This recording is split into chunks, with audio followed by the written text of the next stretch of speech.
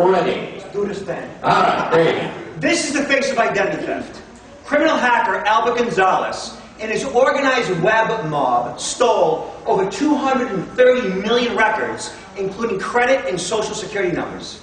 This kid buried over $1 million in cash in his mom's backyard. Hey, if the whole speaking thing doesn't work out for me, I know my next business plan. It is said in 2001 that security professionals and software developers were about 1 year ahead of the bad guy in technology. By 2004, the bad guy was 2 weeks behind. In 2010, the bad guy's days, weeks, months, even years ahead of the good guy. We're losing this battle. We are functioning under a fundamentally flawed system. That means the social security number has become your primary identifier and it's available everywhere. Credit, as we know it, is wide open. There's no lock in the door. The bad guy gets your social, they get credit under your name. And fake IDs. What are fake IDs? Easily printed paper documents that can become who you are. I did some searches online and I found this website among many. This is noveltyIDs.com. Their tagline is your online supplier for novelty IDs. They say, be who you want to be. Our system of identification is one that is based on the honor system. It is devised with the mindset that we are all sheep and there are no wolves.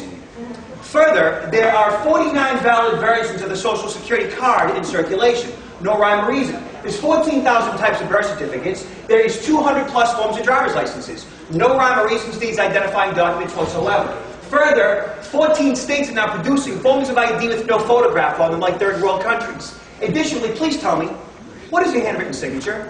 This looks like an EKG graph. A handwritten signature is supposed to identify who we are. It has no proactive security value whatsoever. What husband or wife has not forged their spouse's signature? It is a complete false sense of security. And then public records. The Government Accountability Office estimates that as much as 28% of our records are public. That means death, birth, and marriage certificates, deeds and titles to homes, all with personal identifying information, are now available to the world. 28% of them are online.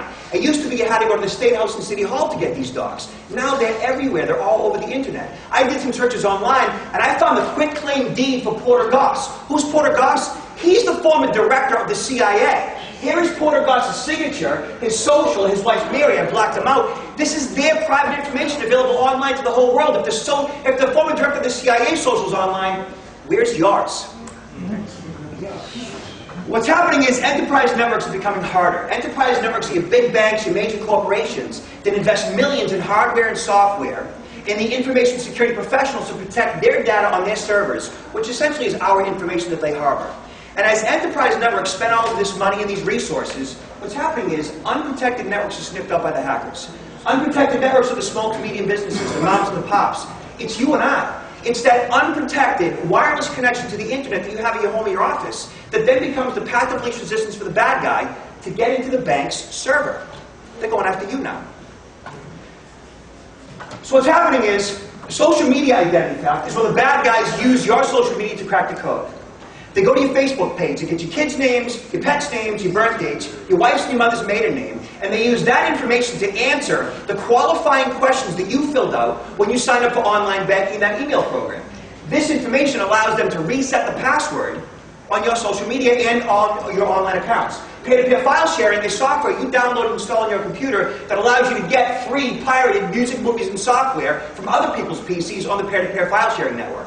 Problem is that P2P can also open up your hard drive's My Document folder, which means you share your PDFs, your Word documents, and your Excel files with your information with the world. Phishing is emails that we receive that look like they're coming from Bank of America, PayPal, AOL, your bank, that look legitimate. The whole idea behind them is to get you to click on links like this one that says click on www.bankofamerica.com. And you would think if you click on that link, it brings you to your bank, but in fact it brings you to a spoofed fake website designed to steal your credentials. The Nigerian 419 scams work so well because people are often naive, gullible, and sometimes greedy. Fishers made $9 billion last year. Developing countries like China and India are now providing scammers with fresh meat. Scams that you and I might have fell for 5 years ago, they're falling for today. And spyware is commercially available software, also in the form of a virus that when installed on your PC, allows the bad guy the option to record all your emails, chats, keystrokes, and websites visited. They can see every single thing that you do on the computer if you go to the wrong website, click the wrong link. A 14-year-old from Romania can remotely control your computer all day long, might be doing it right now. And then key catchers are small hardware devices about the size of the tip of your thumb, installed into the back of the PC, into the USB or the PS2 port, and piggybacking the key catcher is the keyboard plug. And everything you plug into the keyboard all day ends up in the key catcher. We see this a lot in schools where the students plug them into the teachers' PCs to get testing information. And then ATM skimming. ATM skimming is hardware fixed to the face of the ATM of the card slot. This device is designed to skim the information off the back of your credit or debit card. The brochure holder has a small wireless camera in it. That camera takes video of the keypad as you're punching in your PIN code. What you always have to do is cover up the keypad with your other hand. And then ATMs on eBay. Did you know you can buy an ATM on eBay? Criminal hackers and identity thieves are snapping these things up left and right. This one is $612. Anybody can get into the cash dispensing business, deploy them in hotels and restaurants, and skim our information. And how do you like apples? Right? This ATM right here is sitting in my garage. I bought this off a guy named Bob at a bar in Boston for $750 off of Craigslist.